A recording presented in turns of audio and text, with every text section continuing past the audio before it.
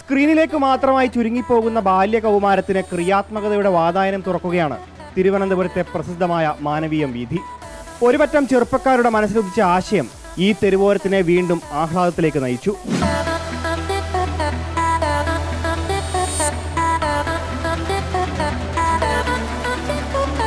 സേവന മനോഭാവം പുതുതലമുറയ്ക്ക് പകർന്നു നൽകുന്നതിനായി വോളണ്ടിയർ ഫോർ ഇന്ത്യ എന്ന സംഘടനയാണ് മാനവീയം വീഥിയിൽ ഏകദിന സന്തോഷത്തെരുവ് കാർണിവലുമായി രംഗത്തെത്തിയത്. ഒരു ഫൺ എൻവയൺമെൻറ്റിൽ വോളണ്ടിയറിങ്ങിനെ പ്രൊമോട്ട് ചെയ്യുന്നതാണ് ഇവിടെ കൂടെ ഇതുകൂടി ചെയ്യുന്നത്.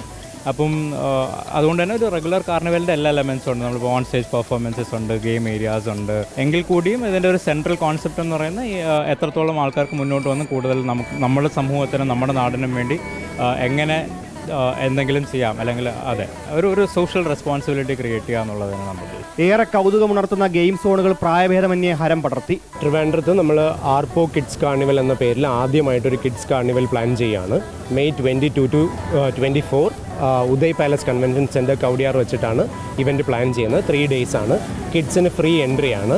3 to 15 ഏജ് ഗ്രൂപ്പുള്ള കിഡ്സിനെയാണ് നമ്മൾ ടാർഗറ്റ് ചെയ്യുന്നത്. ക്യാപ്റ്റൻ സോഷ്യൽ ഫൗണ്ടേഷൻ്റെയും റോട്ടറി ക്ലബ് ഓഫ് ട്രിവാൻഡ്രം സിംഫണിയുടെയും സഹകരണത്തോടെ സംഘടിപ്പിച്ച ഏകദിന മേളയിൽ സേവന രംഗത്ത് പ്രവർത്തിക്കുന്ന നിരവധി NGOകളുടെ സ്റ്റാളുകളും ക്വിസ് കോർണറുകളും ഒരുക്കിയിരുന്നു.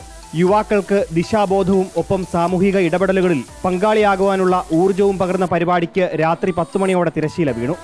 വരും വർഷങ്ങളിലും വൈവിധ്യപൂർണ്ണമായ പരിപാടികൾ ഇന്ത്യയിലുടനീളം സംഘടിപ്പിക്കാനാകുമെന്ന പ്രതീക്ഷയിലാണ് വോളണ്ടിയർ ഫോർ ഇന്ത്യ.